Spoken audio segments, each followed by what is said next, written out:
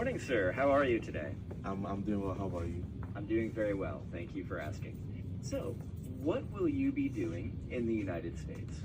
I'm going there for a couple of days to tour the states and visit some tourist sites and watch some football games. All right, that sounds great. And what do you do for work, sir?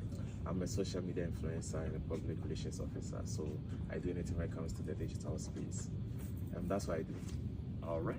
And have you visited the United States before? No, this is my first time.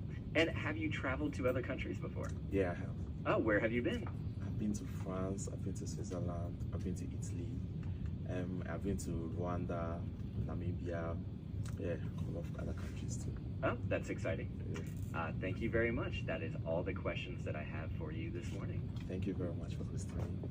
Thank you. Isn't that easy? It's the policy of the United States that, among other things, whatever you put out on your social media is something that can be examined as part of the visa process. And what we're looking for is anything on there that might indicate that you are eligible or not eligible for a visa to enter the United States. As I said, every case is very much different. There might be cases where that might take place. There are also many cases where it's not. So that information, as I said, when we evaluate someone's eligibility for a visa, we look at everything. And certainly we look at things that are publicly available, what is said during the interview, any documents that are submitted, and we look at the whole circumstances to see whether or not someone is eligible for a visa or not. We're really glad that you came out with us today because we are trying to do a little bit more with new media, and it's really important to help get the story out because we realize that people hear it on the radio, read it in the newspaper, see it. That being said, it is the policy of this administration that every visa applicant is subject to as much scrutiny and vetting as is possible to ensure the safety and security of the United States. That means that the process is never going to be just in and out as quickly as possible. We are always going to look at every applicant and make sure that they qualify for the visa and do not pose a threat to the safety and security of the United States. As for your question about the refusals or the people who granted visas for tourists or for students, what I would say is that whenever someone has a visa interview, I tell them to keep in mind a few things. First, the visa interview is going to be fairly short, 2 to 3 minutes. We have to process a lot of people in a short amount of time, and that means we have to make decisions quickly during the visa interview. Second, the officers make their decisions primarily based on what you say during the interview. This is important because, in general, the officers very rarely look at the documents you bring. You should be prepared with documents, but it's a common fallacy that it's the documents that are going to make the difference in whether or not you get the visa. That's not true.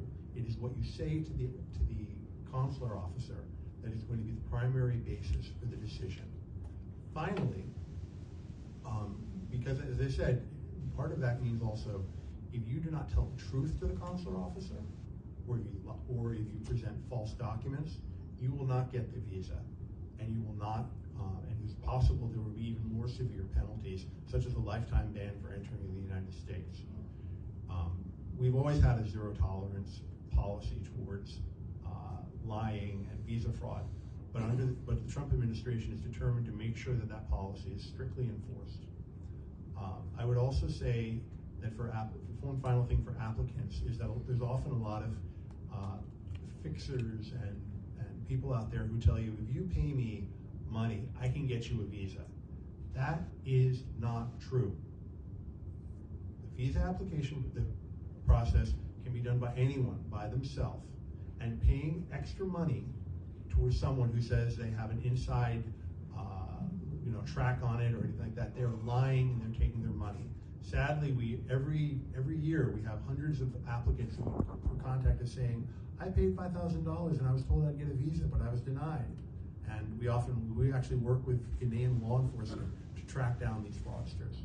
So please, if you are interested in applying for a visa, we welcome your application. We appreciate your interest in traveling to the United States, but do it the right way. Follow our rules, tell the truth, and you will not have any problems with us. think this